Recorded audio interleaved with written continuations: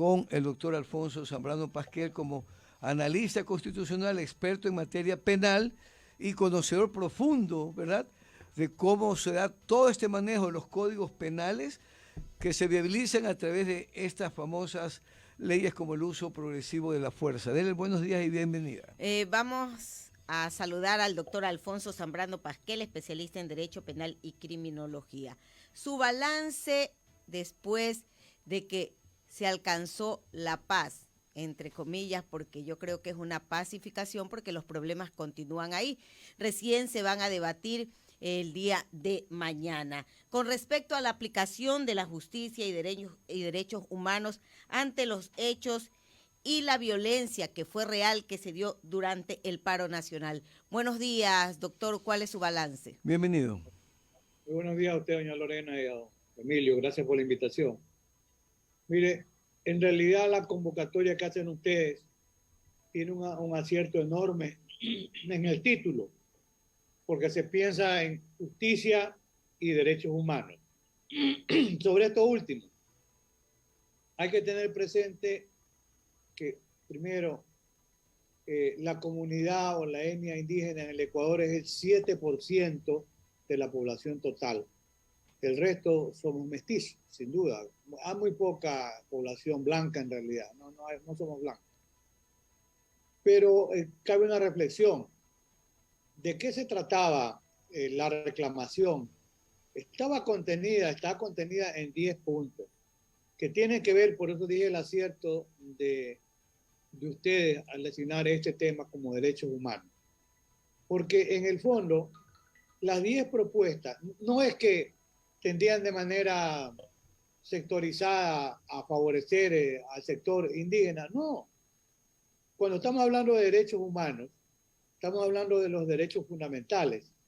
Y hay algunas expresiones que tiene nuestra Constitución que son valederas, como, por ejemplo, cuando se refiere a los derechos de la Pachamama, que son los derechos de la madre naturaleza. Y recordemos que hoy, incluso en Europa, uno de los delitos de mayor costo social son los delitos ecológicos. Entonces, la Constitución también se refiere a un derecho humano, que es el derecho al buen vivir, el summa causai en lenguaje quichua. Pues bien, si se revisa, y esto es importante recordar el contenido de la propuesta, es que no fue un levantamiento para decir, ¿sabe que tal día nos vamos a paralizar? Miren, había propuestas, ofrecimientos incumplidos. El precedente de levantamiento de ahora son los sucesos del año 2019. Hubo una serie de compromisos que no se cumplieron, que aquí fueron recogidos con muy buen criterio en una, digamos, plataforma de 10 puntos que no hay que olvidar. Porque no es que tienen a beneficiar al 7% de la comunidad indígena, no. Eso es una pretensión en beneficio de la comunidad ecuatoriana. Estamos hablando de 17 millones de ecuatorianos. Es un tema, para ir en orden. Cuando se habla de la reducción y no más subida del precio de los combustibles, es un tema sensible. Yo también escucho, converso incluso con amigos del extranjero. Es verdad, la gasolina nuestra está subsidiada, quiere decir que el Estado asume una parte del costo. Por ejemplo, en el Perú, el precio del galón de la gasolina premium, equivalente a la nuestra de mayor calidad, de un poco mejor calidad, es de $9. Por eso explica el contrabando. Lo cual significa que el Estado está asumiendo parte del costo, ¿verdad? En todos los productos, llámese extra, diésel, y lo que se pretendía aquí es entrar en un proceso que ahora se admite que es necesario, focalizar el destino de esos productos para que sean beneficiados los sectores que más necesitan, el sector de agroindustrial, el sector pesquero. ¿Eso es tan difícil? No, porque usted puede, una vez que ya aplica, puede darle una tarjeta electrónica con un cupo de acuerdo con lo que usted va en el mes necesitar. Y aquí cabe una necesaria reflexión. Se habla de que cuesta alrededor de $1.000 millones en la paralización, sí, pero el único responsable de la paralización es el Estado. por haber desatendido y no pudo hacerlo el primero o segundo día. Esperaron 18 días para decirnos ahora 1.000 millones. Sí, señores, pero el Estado es responsable porque ha sido un mal administrador, tanto así que ha tenido ya que prescindir de un ministro fondo monetarista que, habiendo sido empleado del Banco Mundial, tiene que responder a los intereses, en definitiva, de quien en su momento dado fue su empleador o patrón. Entonces, estará más preocupado porque se pague, ¿no? Entonces ya, por lo menos se prescindió. Hay sectores muy sensibles. El sector de la... ¿Por qué se hablaba en una de las pretensiones la moratoria de deudas para sectores de escasos recursos, que significan alrededor de 4 millones de familias? 4 millones de familias, multipliquemos la cantidad, es decir, el Ecuador vive una economía precaria y tiene una pobreza muy marcada. No obstante, y hay que reconocer, el ingreso en Ecuador mínimo, como usted es un país dolarizado, es superior, por ejemplo, al ingreso que tiene Perú. Ahora Perú tiene una buena producción y por eso ya no viene a trabajar en lo que fuesen los peruanos como lo hacían antes. Ahora, sobre esto ya existía una ley que determinaba no solo la moratoria, sino la condonación de la deuda, que ahora se va a hacer efectivo. Pero ¿por qué esperar? Si ya existía la ley, simplemente no se la aplicaba. Porque esto significaba la posibilidad del embargo de los bienes, casas, terrenos, vehículos, lo cual dejaba realmente en la calle al pequeño o mediano productor o agricultor. Un tema importante, se encarecen los productos en el destino final o de consumo. Entonces, los productos de campo tienen un precio muy por debajo, y cuando estamos hablando de la canasta básica, leche, arroz, banano, cebolla, abono, papa, choclo, tomate y más. Entonces, ¿qué pasa? La intermediación es la que encarece el producto. Yo he escuchado a personas que saben mucho decir, bueno, ¿por qué no se crean, por ejemplo, cooperativas para que pueda haber una línea directa entre el productor y el sitio de destino, lo cual beneficiaría en el fondo a todos los que somos consumidores? En el tema de empleo y derechos laborales, se ha pedido políticas e inversión pública para frenar la precarización laboral. Hay el tema que tiene que ver con la economía popular, las deudas que se tienen con el IES, que al ritmo que vamos el Estado no paga y llegará un momento que todos los que somos jubilados, el Estado no nos va a poder pagar porque no tiene recursos. Entonces el Estado tiene que cumplir con el IES porque se benefició del IES y hoy no le devuelve lo que le está debiendo al IES. El tema minero y petrolero es muy sensible. Existe un derecho humano de tercera generación, que es el derecho humano al ambiente. Hay sendas sentencias de la Corte Constitucional Ecuatoriana en la época de los doctores Agustín Grijalva y el doctor Ramiro Ávila Santamaría. Fallos del Sistema Interamericano de Derechos Humanos, como el caso de la comunidad Sarayacu. Porque hay contaminación, el petróleo contamina aguas vertientes y existen determinados decretos que han permitido la explotación. Y ese es un tema muy sensible porque tiene que ver con la protección del ambiente, de la naturaleza, la no contaminación de las aguas. O sea, mire, han sido reclamos totalmente justos. No hay ninguno fuera de orden. El respeto a los 21 derechos colectivos que tienen que ver con educación intercultural, bilingüe, justicia indígena, la consulta previa, libre e informada antes de que y la determinación de los pueblos indígenas cuando se va, por ejemplo, se va a contratar una explotación minera. Eso sí es importante. Pero doctor, permítame interrumpirlo en esta parte. Esta primera descripción que usted hace, adecuando, ¿verdad?, los motivos y razones de la protesta que se dio, del levantamiento que arropó a todos los ecuatorianos, no solo al movimiento indígena. Ellos lo que hicieron fue resumir ahí, en ese momento, un descontento nacional. Vamos a la parte ahora de la justicia, que la queremos, en base a su experiencia, poder ilustrarnos mejor y poder dar un mensaje coherente a la población para separar lo siguiente. Mire, en estos momentos el gobierno hace cambios, ¿verdad?, estratégicos de ministerios donde el gobierno percibe le han fallado suministros para no haber podido atender estos problemas, ¿verdad? Ya está esa parte. La segunda parte viene el juzgamiento, que no va a quedar impune nadie.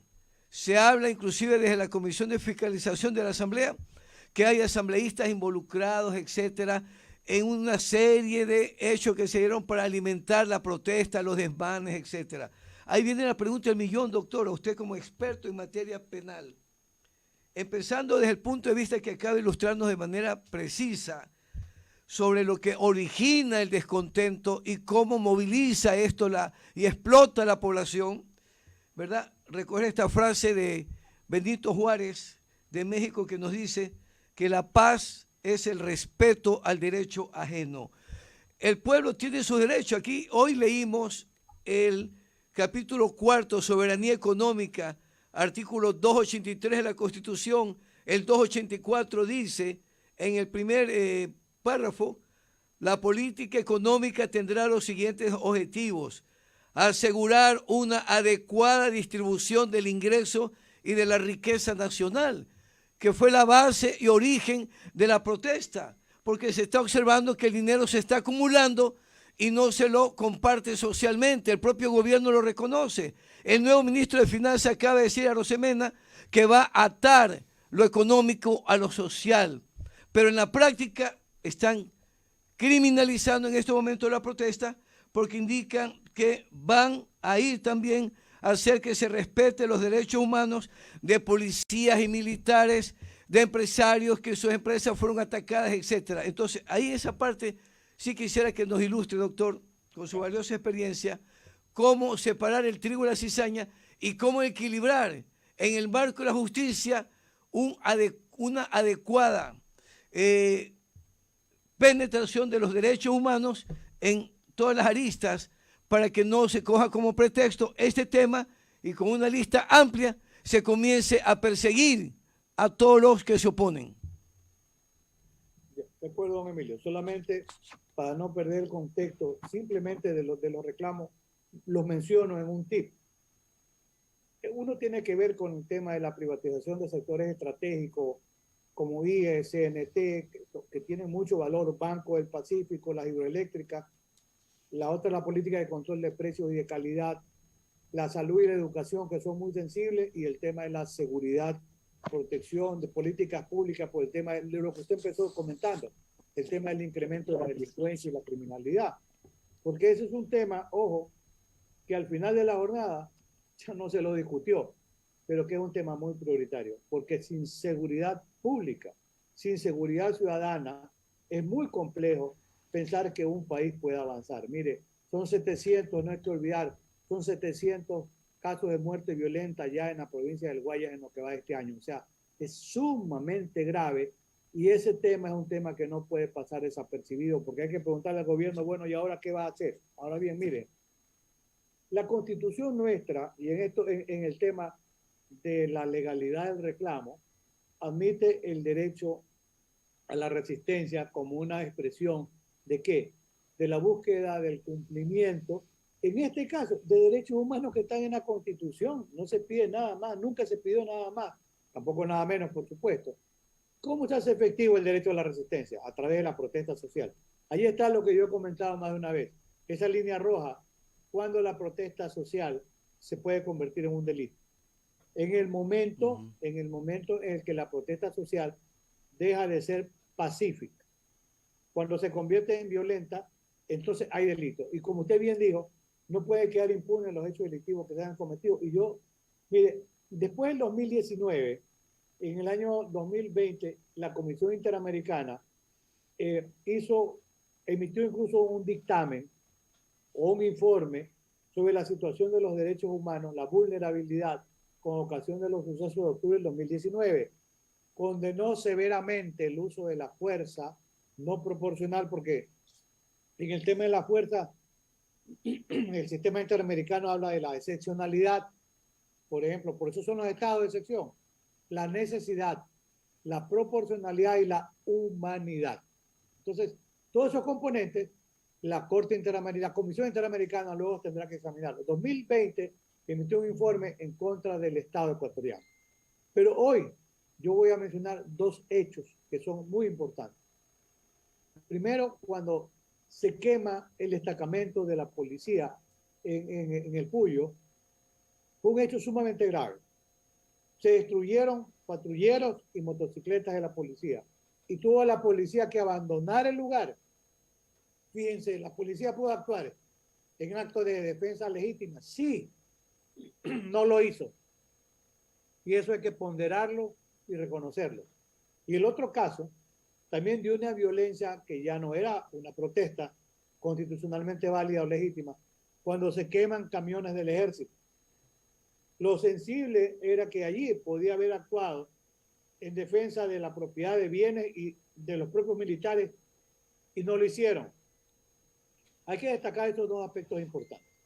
Entonces, porque hay que reconocer también que la fuerza pública actuó de manera ponderada, yo diría de una manera, si se quiere, respetando los derechos humanos de los manifestantes, porque si no hubiese sido realmente el acabose en esta protesta. Y algo que es necesario aclarar. El lawfare que lamentablemente está presente en sectores interesados que delegitimaban la actividad del dirigente Issa, que como el economista Issa, porque es una persona con formación universitaria, que como yo he dicho, no despectivamente, sino con una expresión que no tiene traducción al español, tratarlo como guasicama, es decir, como el indígena humilde a que el patrono le exige el cumplimiento y además le da látigo. Y se equivocaron, porque el planteamiento era totalmente válido. Ahora, bien, en el tema ya de la criminalización, el primer gravísimo error de este gobierno fue haber dispuesto o ordenado que se lo aprese al dirigente Issa, porque la policía no actúa si no solicita autorización, y se lo actúa porque está, sí, en el Código Penal como delito obstaculizar las vías, pero y le ponen flagrante, y dice que es autor mediato. Como yo digo, se inventaron una figura propia de un autor alemán. El autor mediato es el que está atrás del escritorio y otros son los ejecutores materiales. Él estaba en el vehículo cuando la policía lo detiene. No hay un video, no hay un testimonio que diga que Issa estaba obstaculizando vías. Por eso, para mí, ese proceso penal no tiene realmente pruebas que permitan en un momento dado condenarlo al dirigente Issa. Y ahora se ha ido en una consulta en la Corte Constitucional, porque sucede que, y lo digo en un tip, el procedimiento directo permite que el mismo juez que califica la flagrancia sea el juez del juicio, con lo cual significa que ya tiene un criterio anticipado porque ya calificó. Esa es la razón totalmente válida para que la Corte Constitucional, que tenemos una excelente corte, diga, no puede ser el mismo juez que ya calificó la flagrancia, el juez que lo juzgue, tiene que ser otro. Ya veremos qué pasa en la Corte, pero doctor, eso es objetivamente la situación en el tema de la criminalización del dirigente Issa. Así es, Lorenita, me decía doctor, algo. si bien es cierto los hechos vandálicos, la violencia se puso de manifiesto también en esta protesta y creemos que deben ser también sancionados, porque la violencia, venga de donde venga, debe ser sancionada. Pero también es cierto que la violencia verbal provoca la violencia física. En redes sociales, en medios de comunicación existió una violencia verbal tremenda en contra de los indígenas. Y yo diría que realmente no se daban opiniones, sino que se emitían criterios llenos de odio. Esto también hacía que la otra parte reaccione de manera inadecuada. También se habló durante la protesta de que los indígenas estaban financiados por el narcotráfico. Eso también debe ser investigado porque no puede quedar ahí. Entonces, los hechos que se dieron de violencia de un lado y del otro deben ser investigados y debe haber un equilibrio, porque de eso se trata una verdadera justicia, doctor. Sí, la Asamblea ya, Salvador Quispe ya ha pedido que comparezca el ministro del ramo, entiendo el ministro de Lara, ¿no? De Defensa, para que explique, porque habría, pues, se habría grabado la expresión del ministro indicando ese tema. Y también periódicos que publicaban, doctor Díaz antes, que pedían la prisión para Issa. Y también comunicadores, animadores de televisión que lo insultaban, pero así descaradamente, crudamente. Entonces, en un canal de televisión que está incautado por el Estado. Es decir, era una guerra cruzada contra este personaje. En unos términos en que yo creo que en un medio de comunicación no se pueden emitir. Mire, primero, sin duda que algún sector de la comunicación, por eso yo dije al inicio, hubo un lawfare, que es una suerte de guerra, de desinformación también. Y hubo sin duda una discriminación terrible contra el sector indígena. Yo he escuchado a personas que hacen no solo comunicación, personas que hacen encuestas de opinión, y ni siquiera hablar de indígenas, hablar de indios, despectivamente. Por eso yo utilicé la expresión huachicama. ¿Hubo un tratamiento discriminatorio en función de raza? Sí, es cierto. Eso es incuestionable. La misma actitud del ministro de gobierno, de pasar de malcriado, de ni siquiera saludarlo cuando está el dirigente Isaí, y algunas mentiras de este gobierno que no deben olvidarse. Haber tratado en su momento de mafioso y conspirador al dirigente social cristiano, como lo hizo en su momento con el dirigente también de la izquierda democrática y con el propio Rafael Correa. Y luego dar marcha atrás para decir que gracias a los social cristianos no fue destituido. Recordemos que fueron 80 votos, si no son algo más. Lo cual significa, ojo, y este es un punto interesante, para mí se ha fortalecido la Revolución Ciudadana, el grupo afín al expresidente Correa. ¿Por qué? Porque han demostrado 80 votos, que es bastante en una asamblea. Ya vamos a ver qué pasa en las elecciones en medio tiempo, pero no es que sale perdiendo el partido afín al expresidente Correa. Y miren, en el tema y está bien que se haga una suerte de auditoría política en la asamblea. La asamblea, yo creo que en general nos queda debiendo.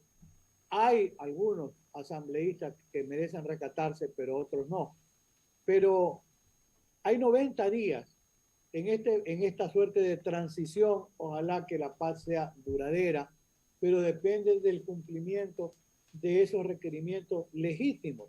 Y está bien que haya dicho el nuevo ministro de Finanzas que se va a atender. Sí, yo he escuchado que se va a atender al sector agrario, al sector rural, porque ahora se está reconociendo que son 20 años, que se va a atender a la educación, a la salud, etcétera. Sí.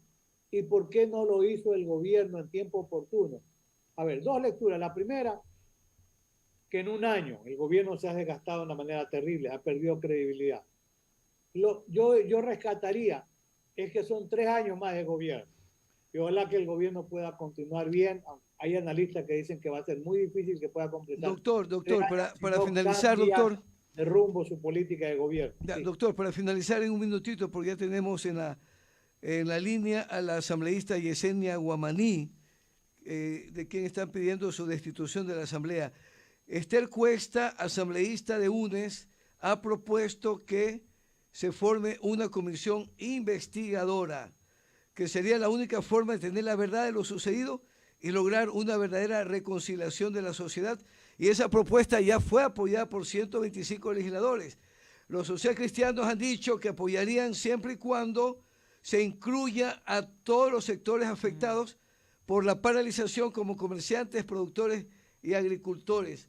Se va inclusive a recomendar otorgar amnistías y que todo esto debe ser analizado por la Comisión de Garantías Constitucionales. ¿Qué opina usted en un minutito, doctor? En un minuto.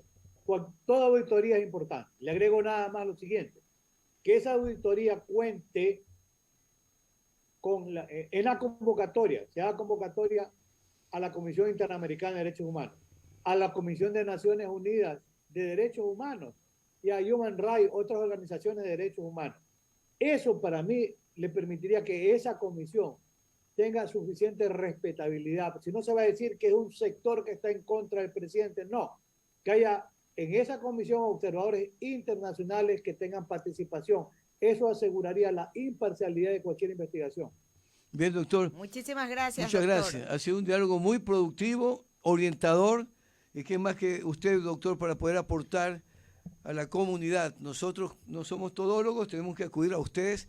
Cada día que asistimos aquí es como ir a clase a la universidad. Aprendemos de todos ustedes y eso nos orienta y nos permite poder comentar verdades y no simples especulaciones, doctor. Muchas gracias. Muchísimas gracias.